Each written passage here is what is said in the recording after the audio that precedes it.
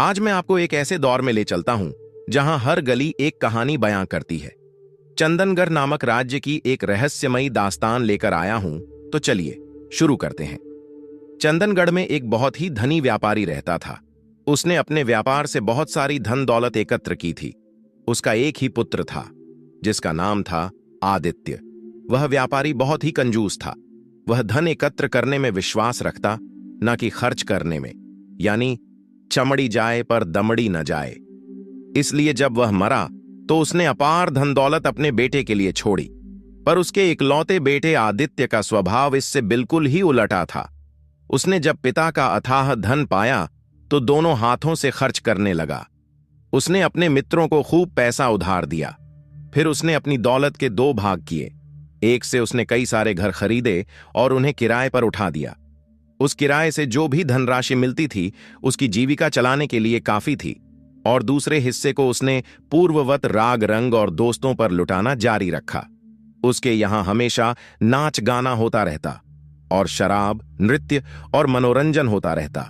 वह अपने मित्रों के साथ अति मूल्यवान पात्रों में स्वादिष्ट भोजन करता। नाच गाने की महफिलों के साथ नृत्यांगनाएं और अन्य लोग उसे तरह तरह के तमाशे दिखाते और इनाम में खूब सारा पैसा ले जाते। इस प्रकार एक ही वर्ष में आदित्य ने अपने पिता का सारा संचित धन खर्च कर डाला। जब उसने मित्रों को दावतें देना छोड़ दिया तो उसके मित्रों ने भी धीरे धीरे उसके घर आना छोड़ दिया। हालांकि वे सब आदित्य के कारण धनवान हो गए थे, लेकिन फिर भी उन्होंने आदित्य के प्रति खराब भावना ही प्रदर्शित की। वे उससे राह बांट में मुंह चुराने लगे। अगर आदित्य किसी को रोककर बात करने की कोशिश भी करता तो मतलबी दोस्त कोई न कोई बहाना बनाकर अपनी राह चल देता। आदित्य को अपने मित्रों की इस अमैत्री से बड़ा गुस्सा आ रहा था। अक्सर वह पछताया करता कि मैंने ऐसे लोगों पर क्यों धन लुटाया जिनकी आंखों में बिल्कुल शील नहीं। एक दिन वह इसी उधेड़ बुन में अपनी मां के पास बैठा हुआ था। मां ने उससे उदासी का कारण पूछा, क्योंकि वह साधारणतः खुश और चहकता रहता था। पर वह कुछ न बोला तो मां ने कहा, बेटा, मैं जानती हूं कि तुम्हें क्या दुख है। तुमने बड़ी मूर्खता की और अपना काफी सारा धन अपने मतलबी दोस्तों पर लुटा दिया। मैं जानती थी कि तुम एक दिन धनहीन हो जाओगे। मैं तुम्हें तुम्हारी हरकतों से रोकती भी थी, किंतु तुम तो अपनी लफंगे दोस्तों के फेर में पड़े थे। तुमने मेरी बात नहीं मानी। अब वे स्वार्थी और नालायक दोस्त तुम्हारा हालचाल भी न पूछते होंगे। आदित्य ने सर झुकाते हुए कहा, मां, वे मुझसे बात तो कम करते हैं, किंतु वे नीच नहीं मालूम होते। संभव है कि वे अधिक व्यस्त हो गए हैं। मां, मैं ऐसा करता हूं कि उनकी परीक्षा लेने के लिए उनसे आर्ण मांगता हूं। मुझे विश्वास है कि वे इससे इनकार नहीं करेंगे। यह कहकर वह एक एक करके उन सभी दोस्तों के पास गया और उनसे नया व्यापार आरंभ करने के लिए आर्ण मांगने लगा, किंतु सबने टकासा जवाब दे दिया। हालांकि वह धन जिस पर वे ऐश कर रहे थे वह आदित्य ही का था। उनमें से कई ने तो आदित्य को फटकार भी दिया। जब उसे सच्चाई का पता चला तो वह मां के पास आकर बोला, मां, तुम ठीक कहती थीं। वे सभी बड़े दुष्ट और नालायक हैं। मैं अब किसी भी व्यक्ति को कभी मित्र नहीं बनाऊंगा। मेरा अब भरोसा उठ चुका है। उसने अपने बचे हुए धन को संभाला, कुछ मूल्यवान गृह सामग्री बेचकर कुछ रुपया इकट्ठा किया और छोटा मोटा व्यापार शुरू कर दिया। अपने व्यापार से फुर्सत पाकर वह हर शाम को नगर के किनारे बहने वाली नदी के पुल पर चला जाता। यहां पुल पर अक्सर दूर देशों से आए हुए व्यापारी एकत्र होते। आदित्य वहीं पुल पर पहुंचकर एक परदेशी को अपने घर ले आता, उसे स्वादिष्ट भोजन कराता और आधी रात तक उससे बातें करता। फिर सुबह उसे विदा करके कहता कि अब तुम कभी मेरे घर न आना। उसकी यह हरकत इसलिए थी कि आदित्य को अकेले भोजन करने की आदत नहीं थी, इसलिए वह खाने पर किसी को साथ जरूर रखता और मित्रता वह करना भी नहीं चाहता था। उसके मेहमानों में से अगर उसे संयोगवश कोई व्यक्ति बाद में किसी स्थान पर मिल जाता तो वह उसकी ओर से मुंह फेर लेता। अगर वह आदित्य से कुछ बात करना भी चाहता तो वह ऐसा व्यवहार करता जैसे कि उसे पहले कभी देखा ही नहीं हो। एक दिन अपनी दैनिक चर्या के अनुसार आदित्य उसी पुल पर किसी अकेले परदेशी की प्रतीक्षा में बैठा था। उसी समय राजा विक्रम सिंह अपने एक दास को लेकर उधर से निकला। राजा का नियम था कि वह कभी कभी वेश बदलकर प्रजा का हाल देखने के लिए निकला करता था। इसलिए किसी के लिए भी उसे पहचानना असंभव होता था। राजा के प्रशासन में मंत्रियों और अधिकारियों की कमी नहीं थी, किंतु वह प्रजा की कठिनाइयां अपनी आंखों से देखना चाहता था। उस समय राजा ने एक व्यापारी का रूप धारण कर रखा था और किसी आकस्मिक स्थिति से निपटने के लिए अपने साथ एक बहुत ही बलवान दास भी अपने साथ रखे हुए था। आदित्य ने यही समझा कि वह किसी पड़ोसी राज्य से आने वाला कोई व्यापारी है।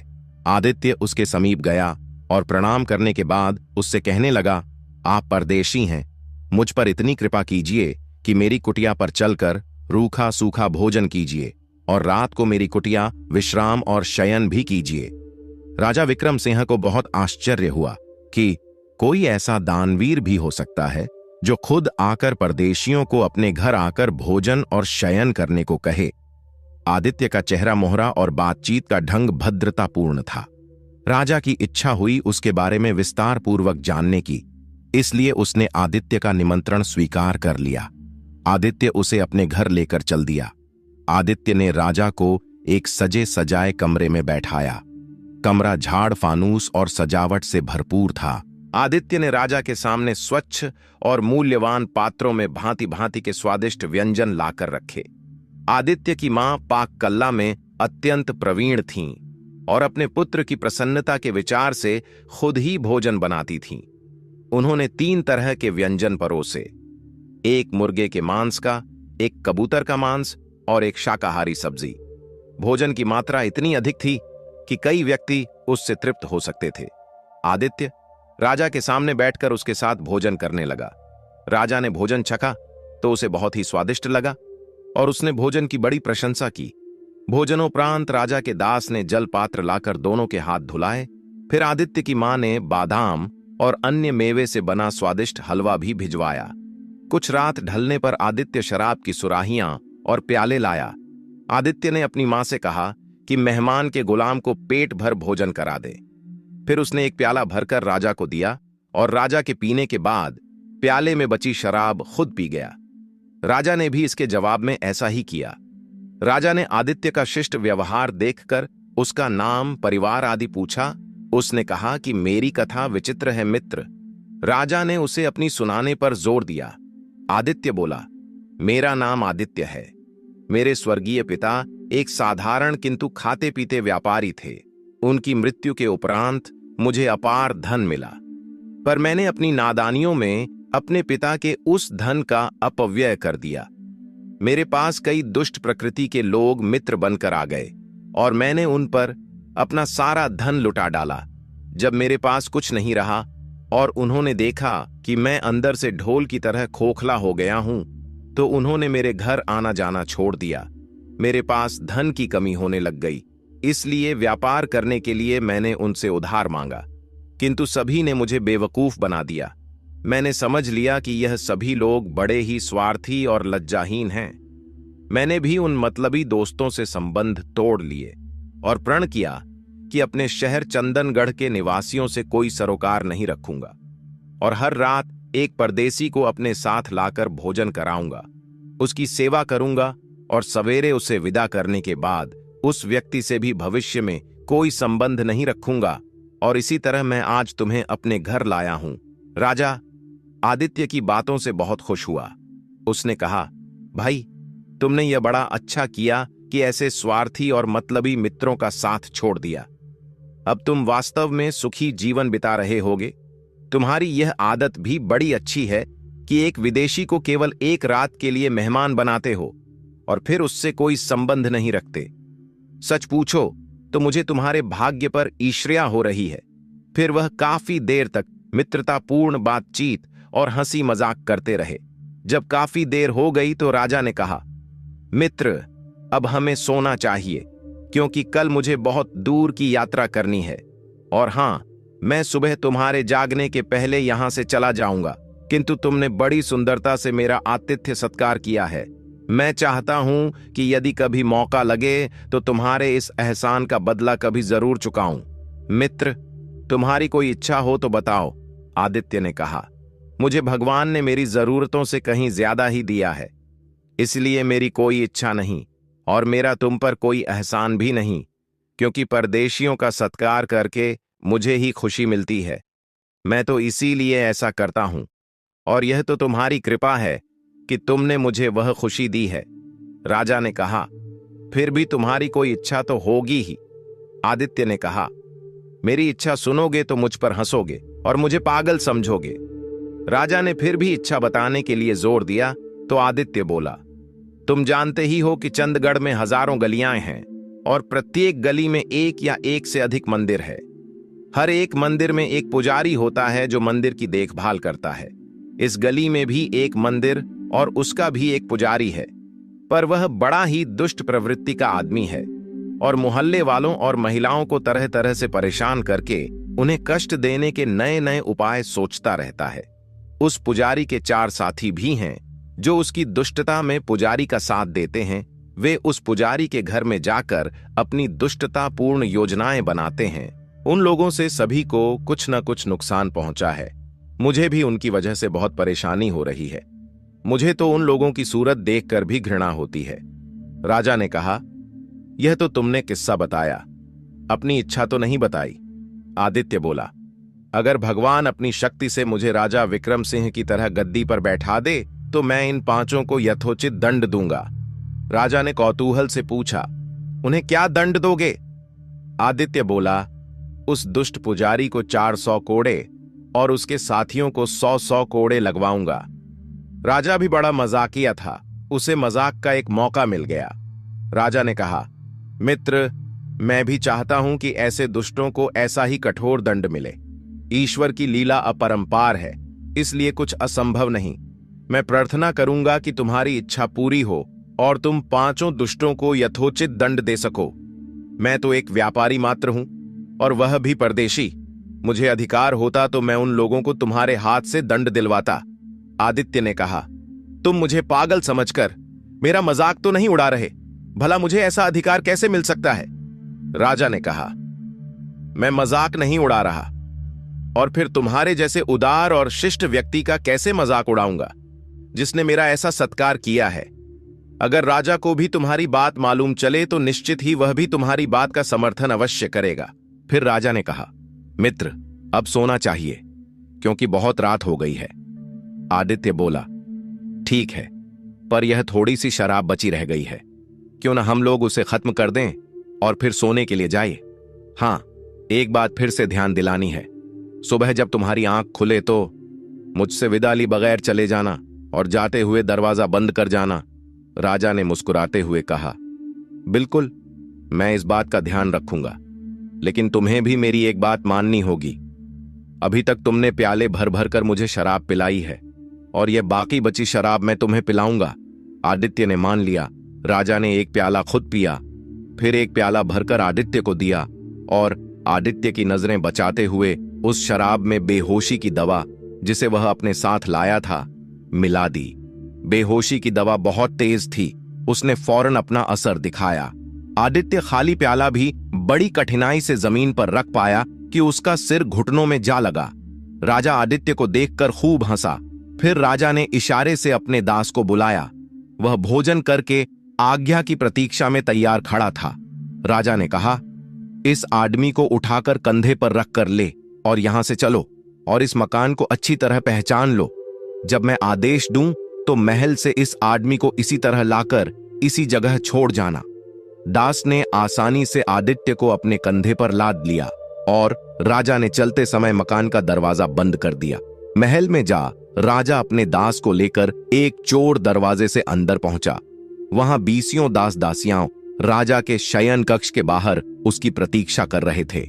राजा ने आज्ञा दी, इस आदमी को मेरे जैसे राजसी शयन वस्त्र पहनाओ और मेरे पलंग पर सुला दो।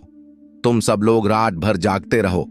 सुबह इस आदमी के जागने के समय तुम लोग ठीक उसी प्रकार इसे प्रणाम करना जैसे हर रोज मुझे करते हो, और इसकी हर आज्ञा का पालन भी यथावत करना और इसे राजा कहकर संबोधित करना। उन सभी ने कहा, ठीक है महाराज, हम सभी आपकी आज्ञा का पालन करेंगे। उसके बाद राजा बाहर आया और उसने मंत्री को उसके घर से बुलाकर कहा, मेरे पलंग पर सोए हुए इस आदमी को ठीक से देख लो। कल यह व्यक्ति मेरे राजसी वस्त्र पहनकर मेरी जगह सिंहासन पर बैठेगा और तुम सब लोग इसके साथ ठीक वैसा बर्ताव करना जैसा कि मेरे साथ करते हो।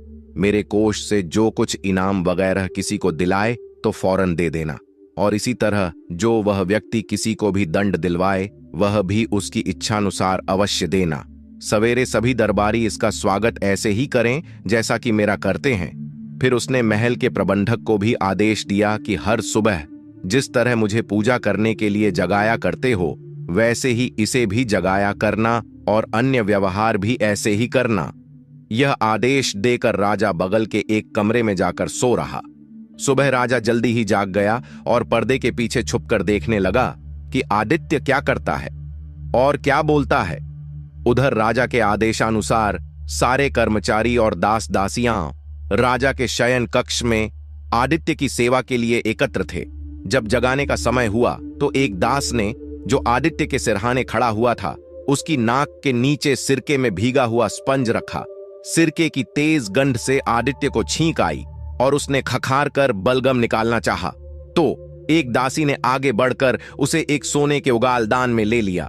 यह इसलिए किया जाता था कि नीचे बिछे हुए मूल्यवान कालीन गंदे न हो जाएं, और राजा को नित्य प्रति इसी तरह सिरके में डूबा स्पंज सूंघाकर जगाया जाता था।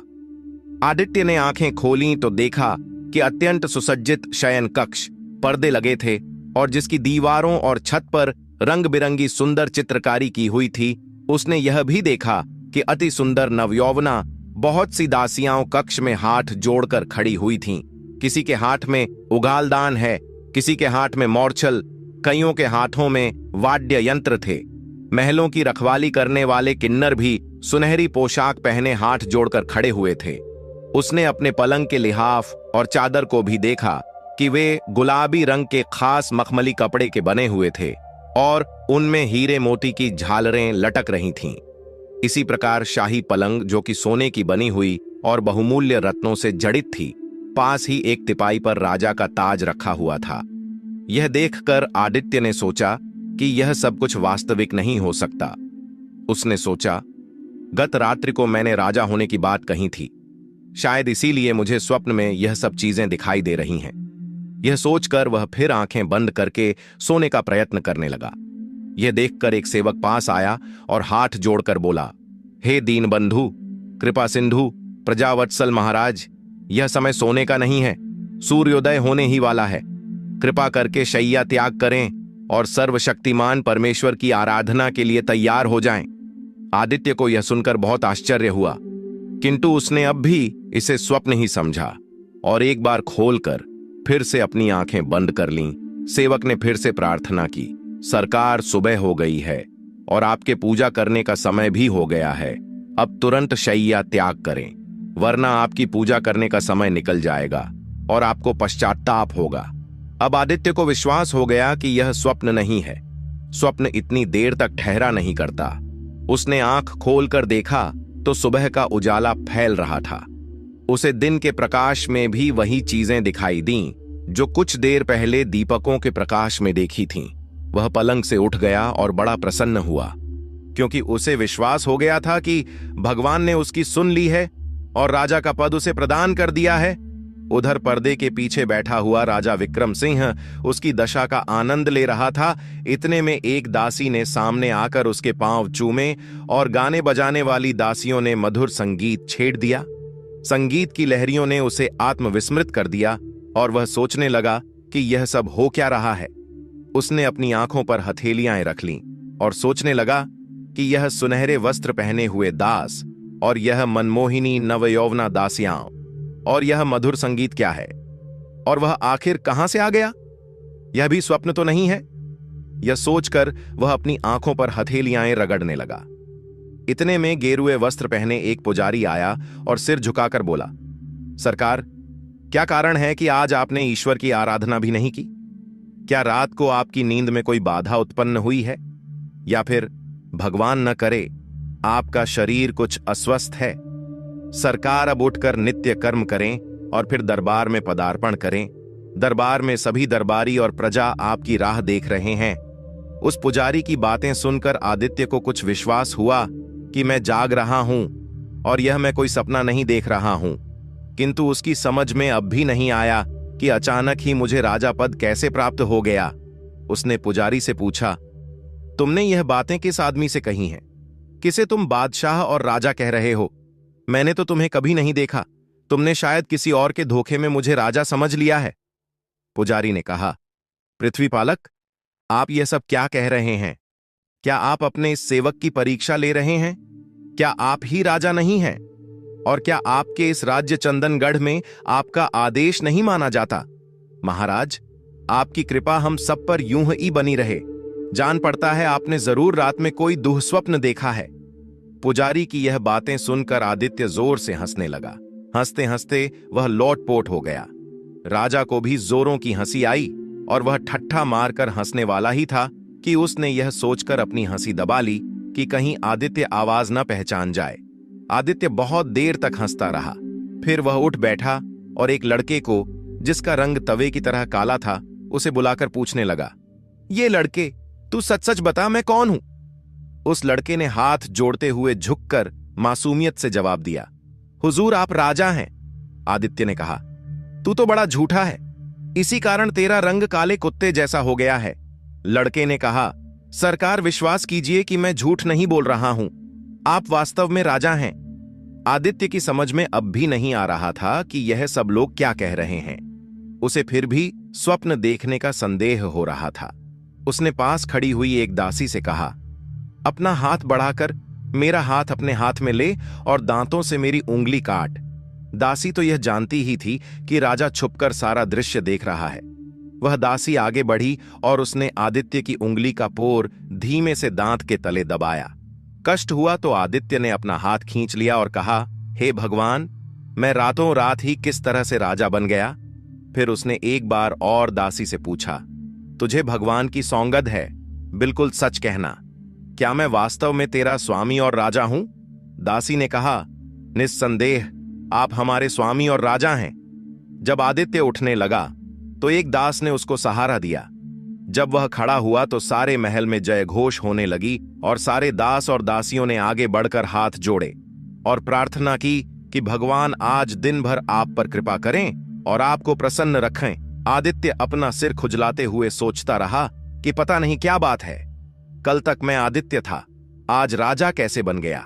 कैसे मुझे अचानक ही यह महान पद मिल गया? फिर सेवकों ने उसे राजसी परिधान पहनाए और दरवाजे तक दोनों ओर पंक्तिबद्ध होकर खड़े हो गए। शाही महल के प्रबंध, सेनापति और विशेष सैनिक उसके आगे चलते हुए बहुत ही अदब से उसे दरबार तक ले गए।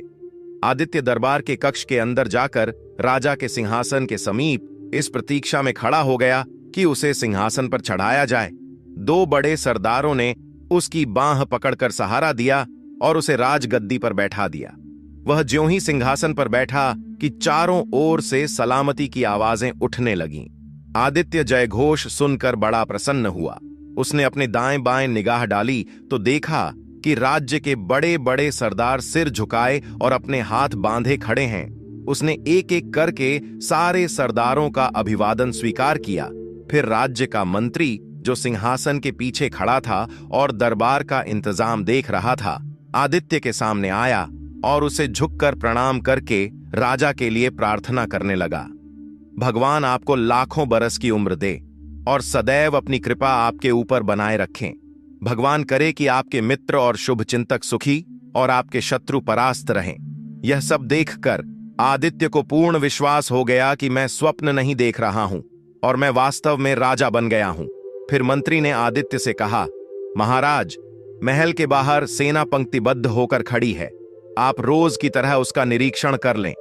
आदित्य अपनी सेना के सरदारों के साथ महल के बाहर आ गया और उसने एक ऊंचे चबूतरे से फौज की सलामी ली। वह फिर दरबार में वापस हुआ और मंत्री ने प्रजा के आवेदन पत्र उसके सामने पेश कर प्रारंभ किया। आदित्य की समझ में जैसा आया उसे वैसा ही फैसला किया।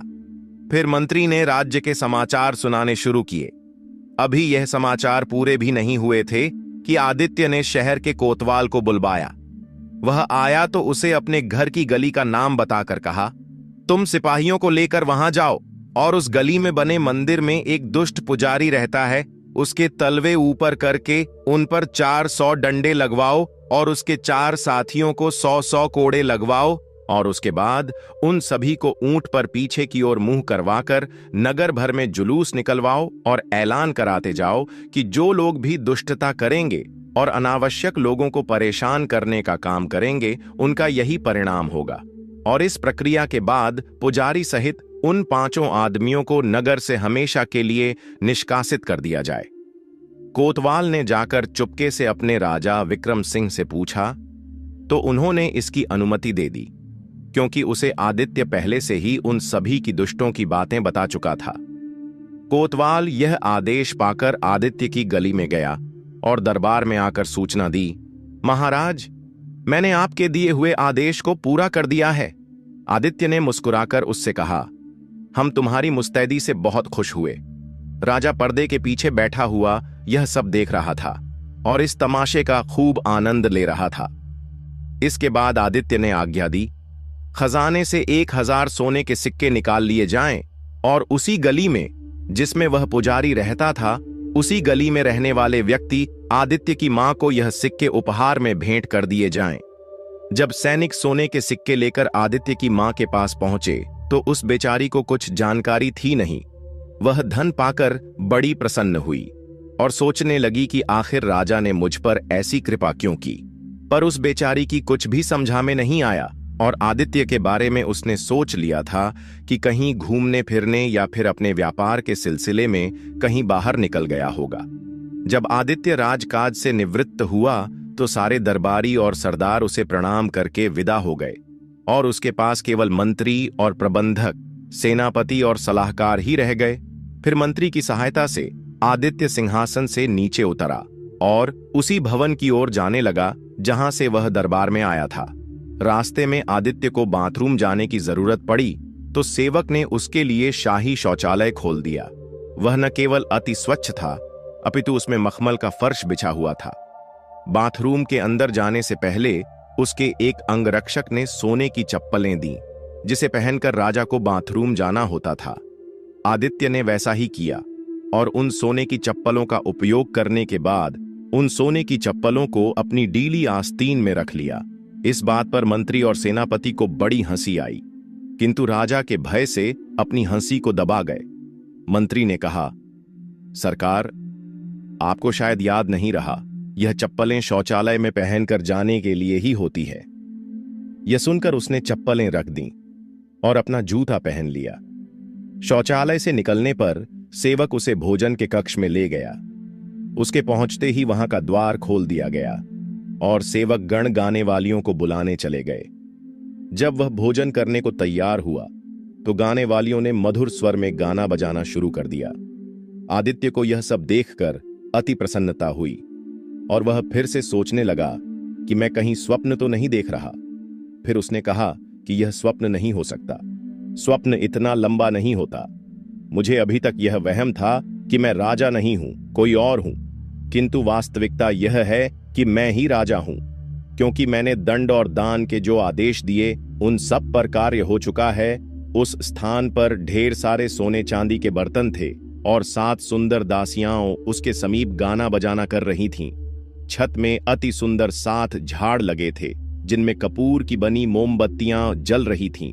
फर्श पर चमचमाते भोजन पात्र रखे थे और कोनों में 7 सुनहरी अंगीठियों में भांति भांति की सुगंधियां जलाई जा रही थीं और सुंदर वस्त्र और आभूषण पहने 7 दासियां उसकी सेवा के लिए उसके सामने खड़ी हुई थीं। उनके हाथों में मोर पंख से बने हुए सनुदर पंखे थे और हत्थों में रत्न जड़े हुए थे। आदित्य यह सब देखकर खुश हो रहा था। फिर वह भोजन के आसन पर बैठा। उसके बैठते ही 7 दासियां मोरछल और पंखियां झलने लगीं। आदित्य उन्हें देखकर बहुत खुश हुआ। वह बोला, तुम लोगों में से हर एक बारी बारी से मोरछल हिलाए और बाकी सभी लोग मेरे साथ बैठकर खाना खाएंगी। और उसने 3 दासियों को अपनी दाईं और 3 को अपने बाईं ओर बैठा लिया। वे उसके आदेश पर बैठ तो गईं, किंतु राजा आदित्य के भय से उन्होंने भोजन को हाथ भी नहीं लगाया। आदित्य ने देखा तो मुस्कुराकर बोला, अरे, तुम लोग खाना क्यों नहीं खा रही हो? पर वे सब चुप रहीं। फिर आदित्य ने उन सब के नाम पूछने शुरू किए। एक ने अपना नाम मेनका, दूसरी ने अवंतिका, तीसरी ने अनामिका, चौथी ने हिना, 5वीं ने रूपमती और सातवीं ने अपना नाम साइका बताया। अब उसने हंसकर मोरछल झलने वाली दासी से कहा, तुम भी अपना नाम बताओ। उसने मासूमियत से कहा कि हुजूर, मेरा नाम मानसी है। राजा यह सब तमाशे देखकर खूब आनंद ले रहा था कि एक बाहरी अनाड़ी व्यक्ति राजा बनकर किस तरह का व्यवहार करता है। जब आदित्य ने भोजन से हाथ खींचा तो प्रतीक्षारत सेवकगण जल्दी से आगे आए। एक ने उसके हाथों के नीचे सोने की परात रखी और दूसरे सेवक ने पानी की धार डालकर उसके हाथ धुलाए। भोजन से निवृत्त होने पर सेवकगण उसे कक्ष में ले गए, जहां उसे राजसी सोफे पर बैठा दिया गया। इस कक्ष की सजावट भोजन कक्ष से अधिक सुंदर थी। उसमें छत से 7 कंदीलें लटक रही थीं, जिनमें लाल मोती जड़े हुए थे और उनके अंदर कई कई बत्तियां जल रही थीं। उसकी दीवारों पर कुशल कारीगरों द्वारा बनाए गए प्राकृतिक दृश्यों के रंगीन चित्र अंकित थे।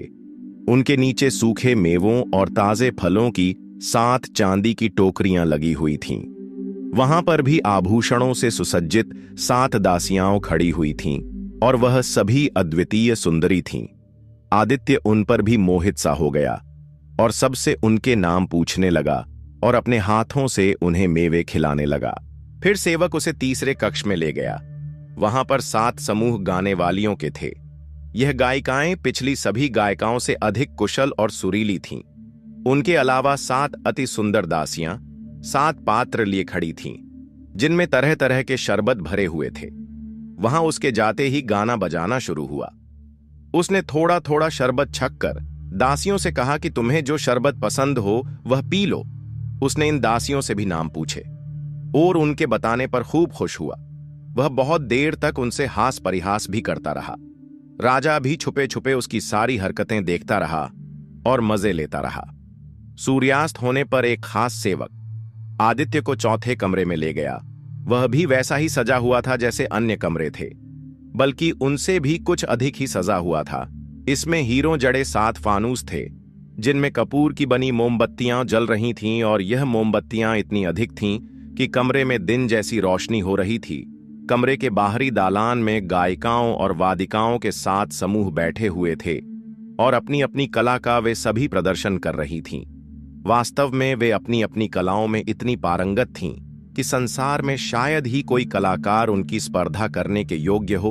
उन गायिकाओं के अतिरिक्त बहुत सी अति सुंदर दासियाओं, जिनमें से हर एक अपने रूप से पूर्ण चंद्र को लजाने वाली थीं, बहुमूल्य वस्त्राभूषण पहने खड़ी थीं। उनके हाथों में सुनहरे पात्र थे। उनमें तरह तरह की मिठाइयां और अन्य प्रकार की गजक थीं, जिसे मद्यपान के साथ प्रयोग किया जाता था। कमरे में एक ओर चांदी की 7 सुराहियां रखी हुई थीं, जिनमें एक से एक कीमती सुगंधित शराब भरी हुई थी। उनके पास ही 7 प्याले बिल्लौर पत्थर के बने हुए रखे थे। चंदनगढ़ की यह रीति थी कि जितने भी बड़ी उम्र के व्यक्ति थे, वे दिन में मद्यपान से परहेज रखते थे, बल्कि शराब का नाम भी अपनी जिह्वा पर नहीं लाते थे, किंतु रात को घरों में छुपकर मद्यपान जरूर करते थे। यही रीति राजा के महल में भी चलती थी। आदित्य जब इस मद्यपान के कक्ष में आया तो उसने देखा कि यहाँ की दासियां पिछले कक्षों की सभी दासियों से अधिक सुंदर और आकर्षक हैं। उसने उन्हें देखा तो देखता ही रह गया। उसकी आवाज भी गले में फंसने लगी, क्योंकि वह उनके सौंदर्य से अत्यधिक अभिभूत हो गया था। उसका जी चाहने लगा कि उन सुंदरियों के साथ हास परिहास करूं, किंतु संगीत के स्वर इतने ऊंचे उठ रहे थे कि कुछ कहना सुनना मुश्किल था।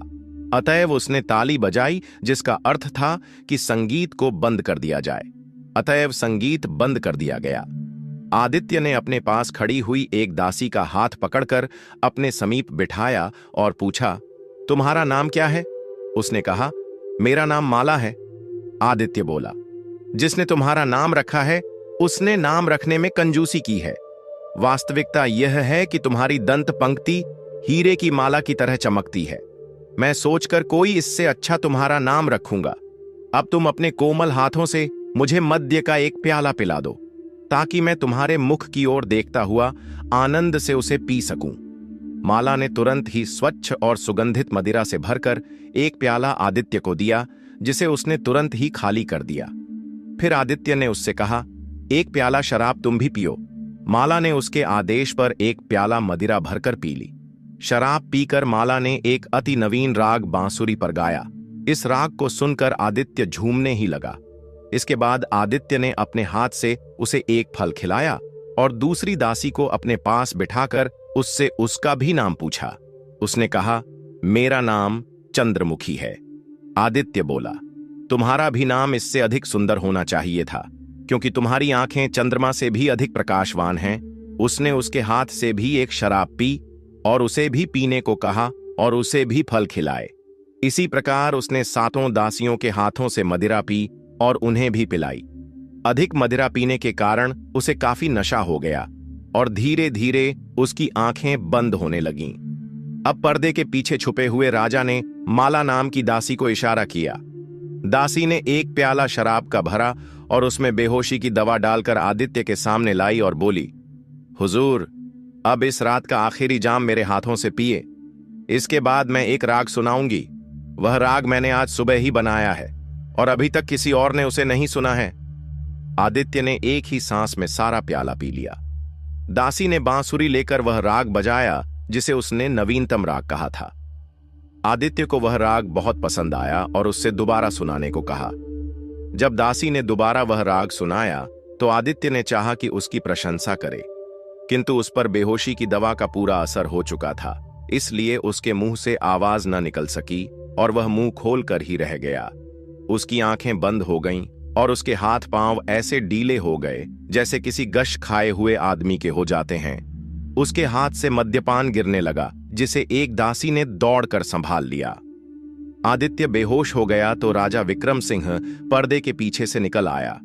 उसने आदित्य के राजसी वस्त्र उतरवाए और पहले उसने जो कपड़े पहन रखे थे उन्हीं कपड़ों को पहनवा दिया गया। फिर राजा विक्रम सिंह ने उसी विशालकाय दास को आदेश दिया कि इसे इसके घर में वापस लिटा आओ और वापसी में इसके घर का द्वार खुला छोड़ देना। वह उसे उठाकर महल के चोर दरवाजे से निकला और जैसा राजा विक्रम सिंह ने कहा था वैसा ही किया। राजा ने वहां उपस्थित लोगों से कहा, यह आदमी भगवान से प्रार्थना करता था कि काश एक दिन के लिए मैं राजा बन जाऊं तो मैं अपनी गली के दुष्ट पुजारी और उसके साथियों को उचित दंड दे सकूं, और ईश्वर के माध्यम से मैंने इसे यह अवसर दे दिया ताकि दुष्ट व्यक्तियों को सजा मिल जाए और इसकी इच्छा भी पूरी हो सके। सुबह बेहोशी दूर होने के बाद जब आदित्य की आंख खुली तो उसे बहुत आश्चर्य हुआ कि मैं इस साधारण से घर में किस तरह आ गया। वह महल की दासियों माला, चंद्रमुखी आदि को आवाज देने लगा, अरे तुम लोग कहां मर गई हो? मेरी सेवा के लिए क्यों नहीं आती?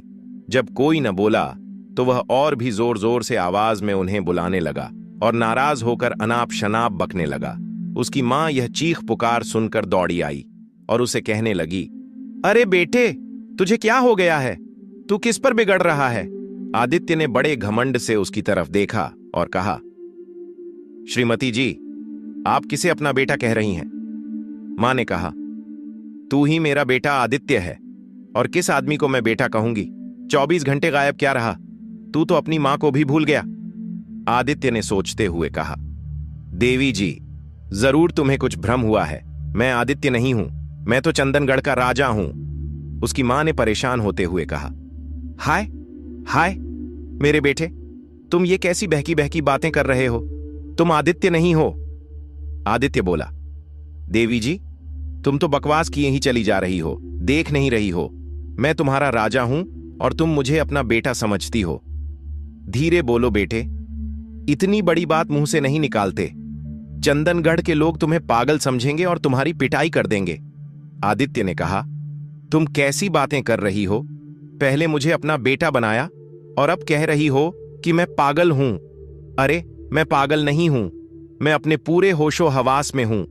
मैं ही चंदनगढ़ का राजा हूं और मुझे ही सब लोग अपने भूलोक का स्वामी कहते हैं, और जिसके अधीन दुनिया के सभी राजा महाराजा हैं। मां बोली, हाय भगवान, मैं क्या करूं? तुम्हारे सिर पर कोई भूत प्रेत सवार हो गया है या खुद शैतान तुम्हें बहका रहा है। भगवान तुम्हारी रक्षा करें। देखो, तुम मेरा बेटा आदित्य हो। तुम मेरी कोख से इसी घर में पैदा हुए हो।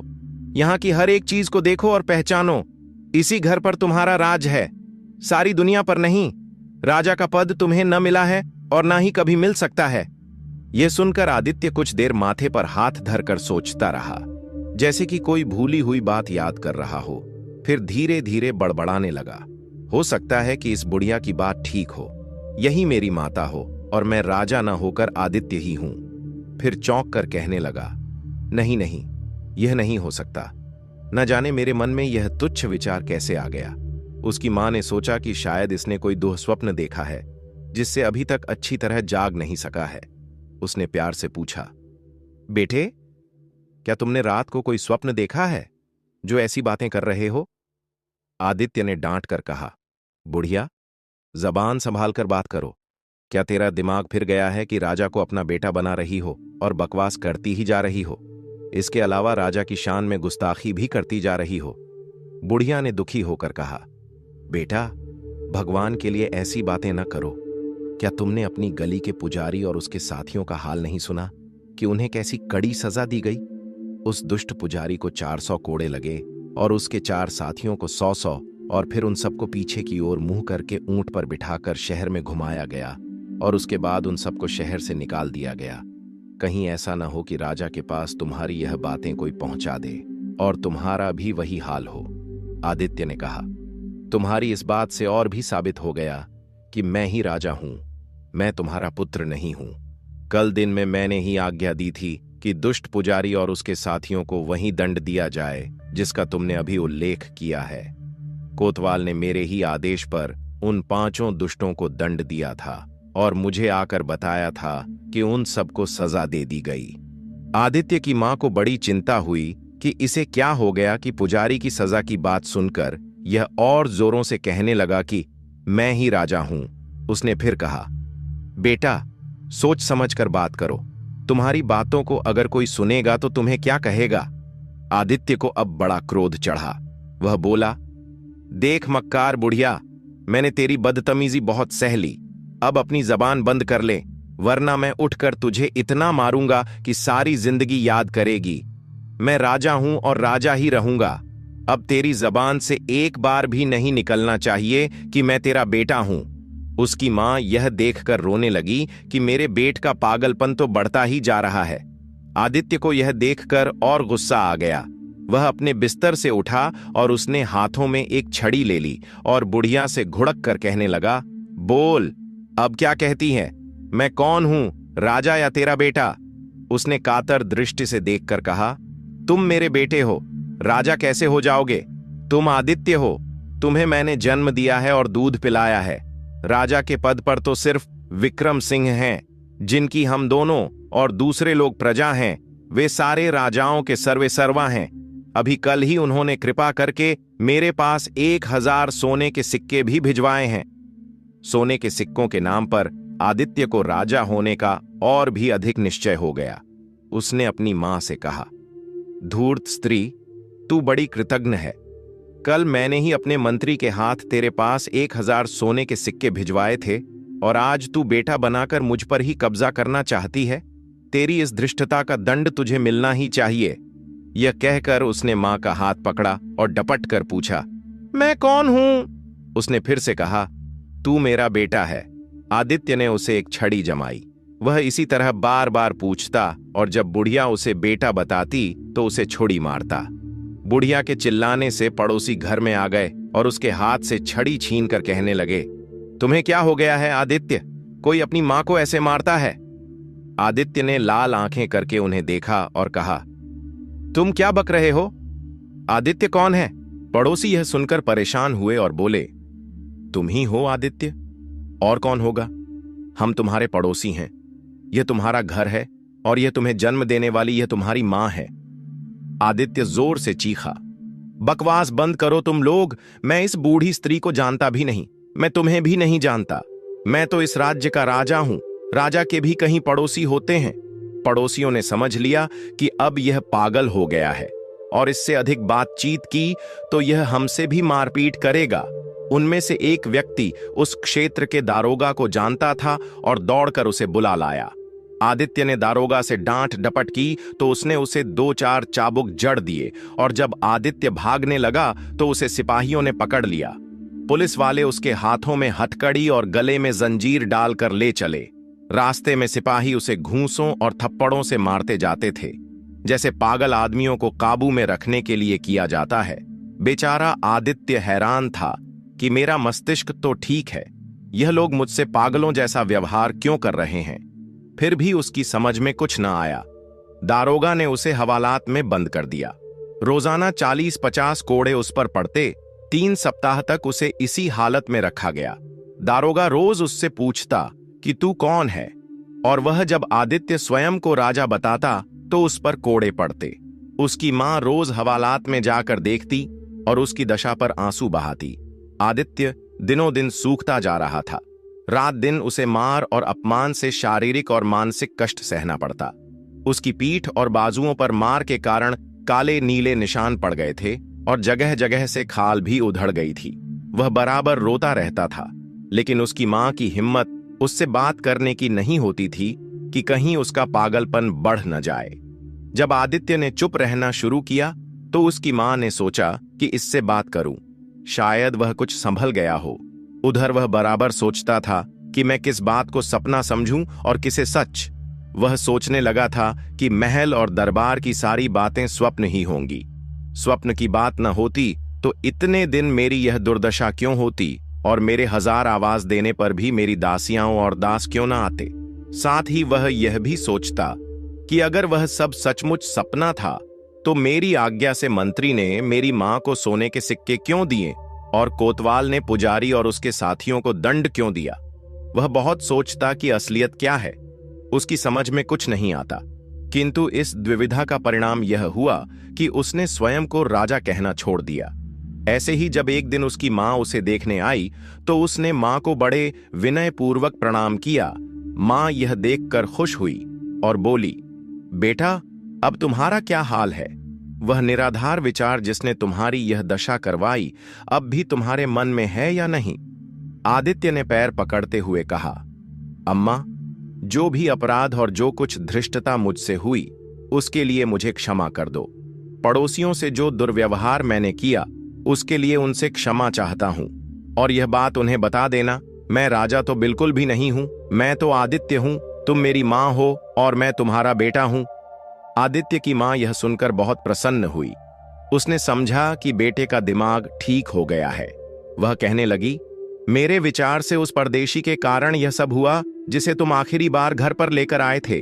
वह जाते समय दरवाजा खुला छोड़ गया था, जिससे शैतान ने आकर तुम्हें बहका दिया। आदित्य ने कहा, मैं तो समझता था कि वह व्यापारी द्वार बंद करके गया है, किंतु तुमने दरवाजा खुला देखा तो निश्चय ही शैतान ने आकर मुझे बहका दिया। आदित्य की मां ने दारोगा से कहा कि मेरा बेटा ठीक हो गया है तो अब उसे छोड़ दिया जाए। आदित्य पहले की तरह अपने कारोबार और कामकाज में फिर से लग गया और पहले की तरह ही रोज शाम को एक परदेशी का आदर सत्कार करके सुबह उसे विदा देने का काम भी करने लग गया। एक दिन वह पुल पर किसी नए मेहमान की खोज में बैठा था कि राजा विक्रम सिंह फिर से व्यापारी के वेश में उसी दास के साथ वहां आ पहुंचा। आदित्य उसे दूर से देखकर जान गया कि यह वही व्यापारी है जिसके कारण मुझ पर इतनी मुसीबतें पड़ी थीं। यही वह व्यक्ति है जो दरवाजा खुला छोड़ गया था और इसी के कारण शैतान ने आकर मुझे बहका दिया। वह डर कर भगवान से प्रार्थना करने लगा कि इस बार इसकी लाई हुई मुसीबत से मुझे बचा लो। राजा विक्रम सिंह के पास आने पर आदित्य उसकी ओर से मुंह फेरकर नदी की लहरों की ओर देखने लगा। राजा उसे खोज ही रहा था और इसलिए पुल पर आया भी था।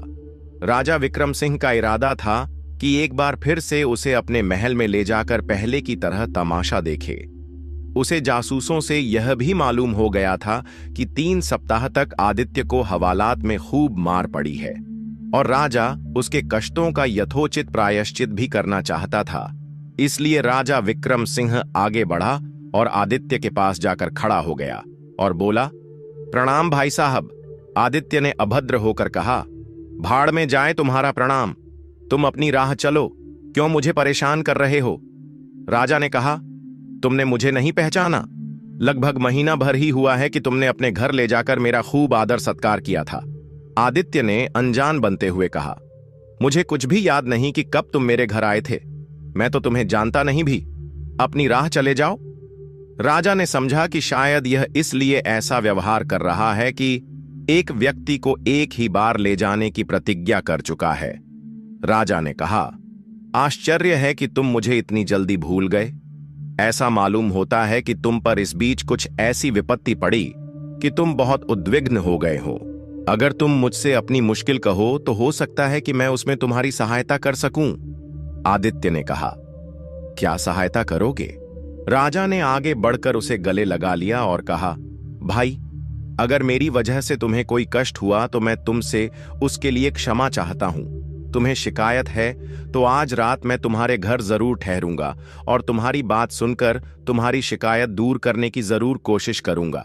मित्र, तुम्हारे घर का भोजन और मदिरा मुझे अब तक याद है और तुम्हारा अच्छा व्यवहार भी, इसलिए आज तो तुम्हें मेरा आतिथ्य सत्कार करना ही होगा।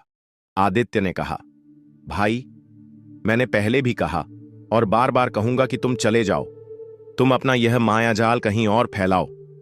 मैंने एक बार तुम्हें अपने घर ले जाकर बहुत दुख झेले हैं। अब और सहने की मुझ में शक्ति नहीं। भगवान के लिए मेरा पीछा छोड़ो।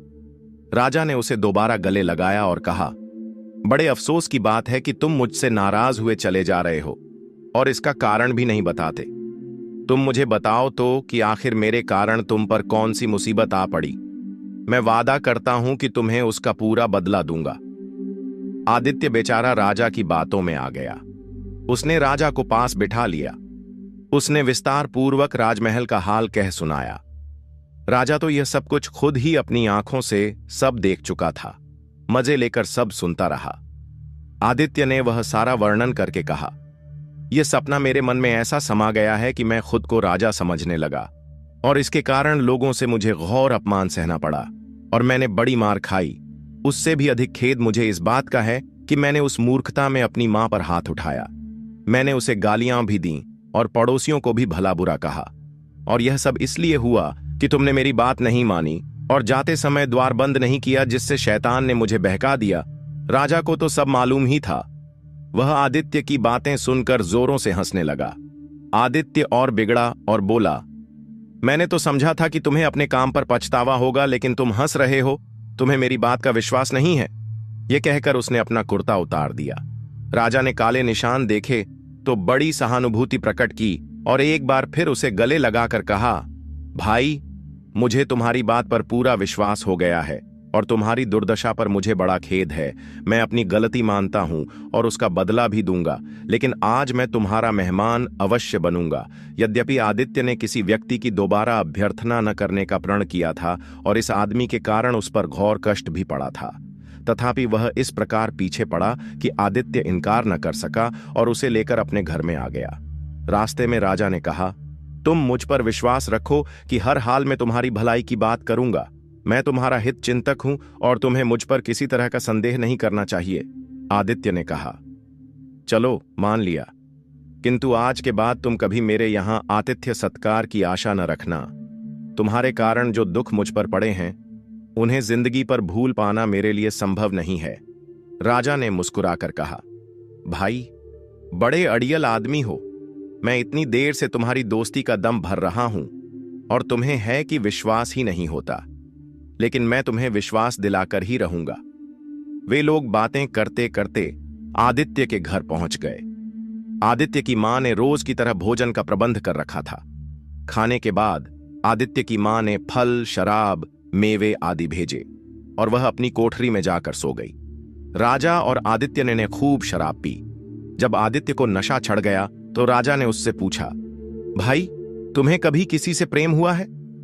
वह बोला, ना ही मुझे प्रेम हुआ है और ना ही मेरी विवाह की ही कोई इच्छा है।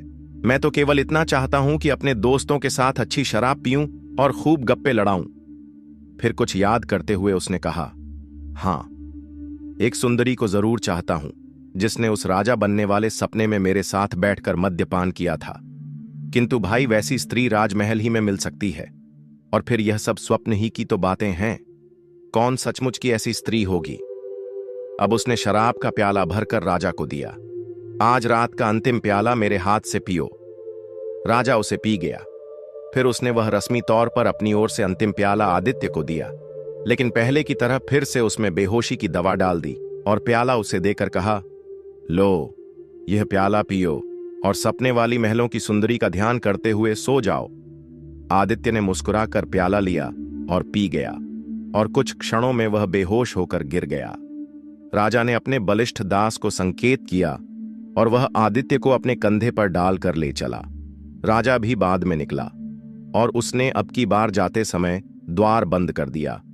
महल में पहुंचकर राजा ने दास से कहा कि इसे उसी कक्ष में ले जाकर लिटा दे जहां से उठाकर इसके घर ले गया था।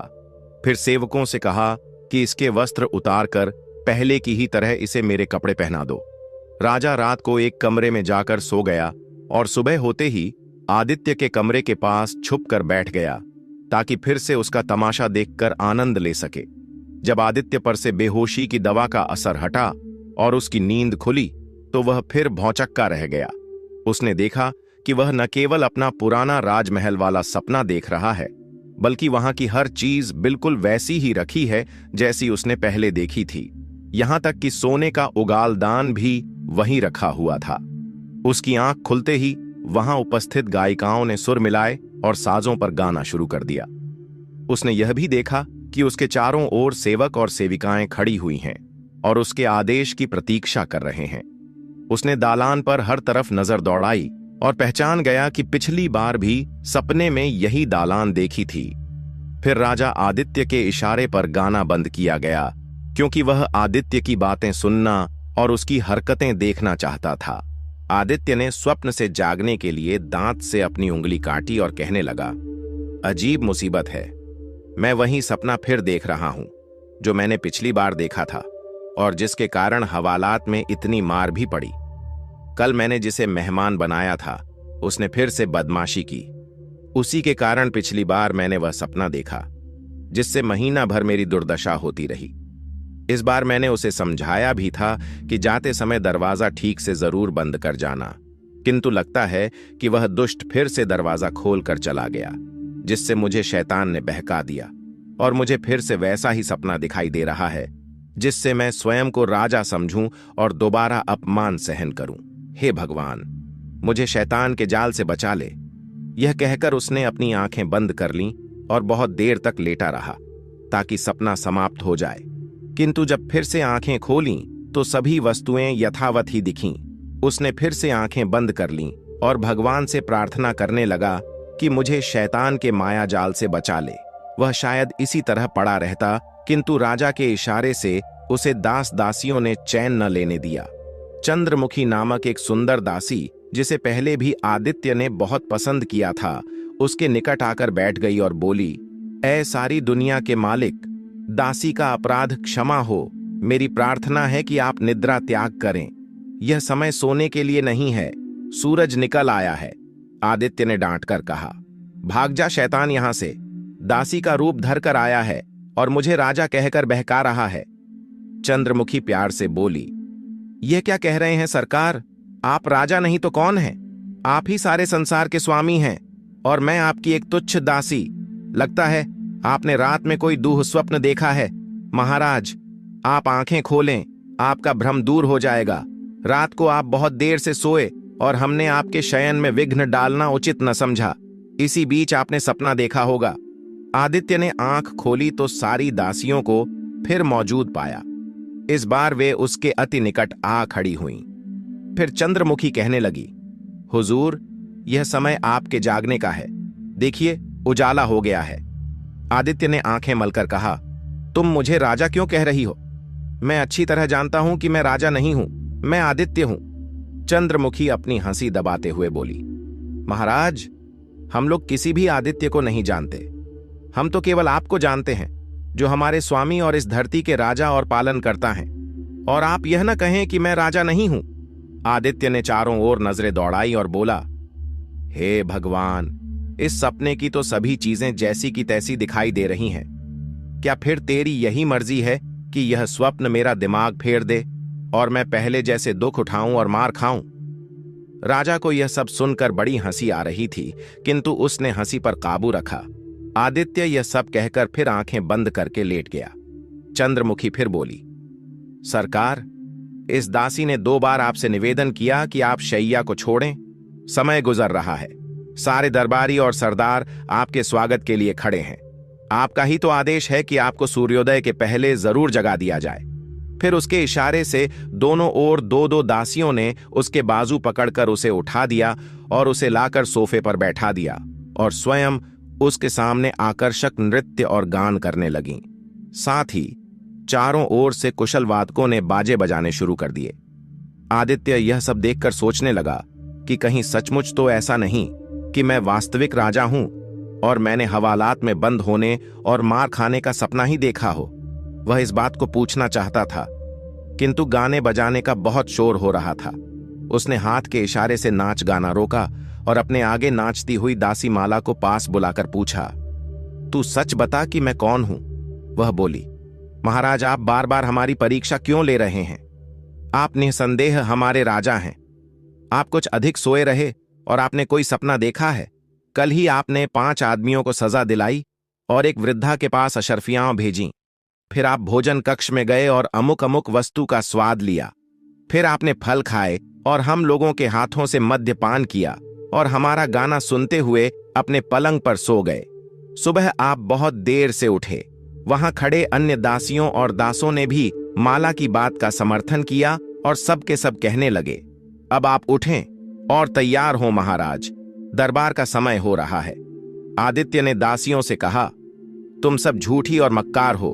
तुम्हें भगवान ने रूप और कलाएं तो प्रदान की है, किंतु तुम में झूठ बोलने की आदत भी डाल ली है। तुम मुझे फिर बहकाने आई हो। पहले भी मैंने ऐसा ही सपना देखा था। उसका असर ऐसा हुआ कि मेरा बड़ा अपमान हुआ और मुझे रोज 50 कोड़े कई सप्ताह तक खाने पड़े। मेरी पीठ की खाल उधड़ गई और मेरी बाहों और पीठ पर मार के काले नीले निशान पड़ गए। माला ने जवाब दिया, सरकार, यह आपका भ्रम है। आपको सजा देने वाला और मारने वाला दुनिया में कोई भी नहीं है। आपने स्वप्न मात्र देखा है। आप कहीं बाहर गए ही नहीं। रात भर इस कक्ष में सोते रहे हैं। हाँ, आज सुबह आपकी आंखें देर में जरूर खुली हैं। आदित्य ने सिर थाम कर कहा, शायद तू ठीक कहती है। जब मैं इस महल से बाहर ही नहीं निकला तो यह सब सपना ही होगा। किंतु उसका संदेह नहीं गया। वह सोचता रहा कि वास्तविकता क्या है। मैं राजा हूं या आदित्य?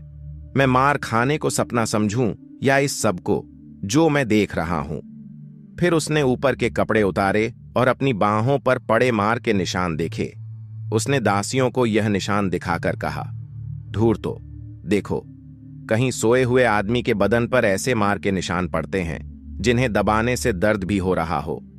अब तो यह निश्चित हो गया कि मैं राजा नहीं, केवल गरीब आदित्य हूं। कोई विश्वास नहीं कर सकता कि किसी पर सपने में मार पड़े और उसके शरीर पर मार के वास्तविक निशान भी पड़ जाए। फिर भी उसे वर्तमान दृश्यों के स्वप्न होने को सिद्ध करना था। उसने एक दासी से कहा, तू मेरी उंगली में काट खा। राजा के इशारे से दासी ने उसकी उंगली में जोर से दांत गड़ा दिए। आदित्य ने चीख कर अपनी उंगली खींची। इतने सोच विचार और इतने उलझन के बाद आदित्य के मस्तिष्क ने काम करना जैसे बंद कर दिया था। उसने कुर्ता भी नहीं पहना और जब दासियों ने गाने के साथ नाच शुरू कर दिया तो वह उठकर सिर्फ पजामा पहने हुए उनके साथ नाचने लगा। वह बराबर ताली बजा रहा था और नृत्य की भंगिमाओं में कभी इधर झुकता तो कभी उधर और बराबर थिरक रहा था। कभी वह इतना झुकता कि दोहरा सा होता जाता, कभी पीछे की तरफ झुक जाता। संक्षेप में यही कहना चाहिए कि कोई मस्खरापन ऐसा नहीं बचा जो आदित्य ने नाचती और हंसती हुई दासियों के आगे न किया हो। राजा विक्रम सिंह अब अपनी हंसी न रोक सका, लेकिन आदित्य अपनी धुन में वह हंसी भी न सुन पाया। कुछ देर हंसने के बाद राजा ने आवाज देकर कहा, अब बस कर आदित्य, क्या तू हंसाते हंसाते मुझे मार ही डालना चाहता है? राजा के बोलते ही नाच गाना और बाजे बंद हो गए। आदित्य भी नाच रोक कर देखने लगा कि आवाज किस ओर से आई और किसने मुझे नाम लेकर पुकारा। राजा को देखकर उसने कहा, अच्छा, तो आप ही व्यापारी बने हुए थे। फिर वह अपनी दशा देखकर कुछ लज्जित सा हुआ और उसे लगा कि राजा ने उसके साथ मजाक किया है। फिर उसने हाथ जोड़ते हुए कहा, सरकार, तो आप ही 2 बार व्यापारी बनकर आए और आप ही के कारण मुझ पर हफ्तों मार पड़ी। राजा ने कहा, तुम ठीक कहते हो, किंतु अब मैं तुम्हारे साथ इतनी भलाई करूंगा कि पहले वाले सभी कष्ट भूल जाओगे। यह कहकर राजा ने आदेश दिया कि आदित्य को दरबारियों जैसे वस्त्र पहनाए जाइए। आदित्य ने कहा, सरकार, यह तो बताइयो कि मेरे साथ यह सलूक क्यों किया गया? राजा ने कहा, देखो, मैं हर महीने की पहली तारीख को वेश बदलकर प्रजा के बीच जाता हूं। महीने भर पहले तुमने मेरा अच्छा आतिथ्य सत्कार किया और तभी तुमने कहा कि अगर एक दिन को मैं राजा बन जाऊं तो उस दुष्ट पुजारी और उसके साथियों को कोड़े लगवाऊं। इसलिए मैं तुम्हें बेहोश करके यहां ले आया और एक दिन के लिए राजा बना दिया। किंतु इससे तुम वाकई अपने को राजा समझने लगे और सबसे मारपीट करने लगे। तभी तुम्हें हफ्तों मार पड़ी। कल रात को फिर मैं तुम्हारे घर से तुम्हें बेहोश करके ले आया कि तुम कुछ और तमाशा दिखाओ। आदित्य ने कहा, पृथ्वी पालक, अब मुझे कोई शिकायत नहीं। यदि आपके मनोरंजन के लिए मुझ पर मार पड़े तो मैं इसे अपना सौभाग्य ही समझूंगा। किंतु आपसे एक निवेदन करना चाहता हूं।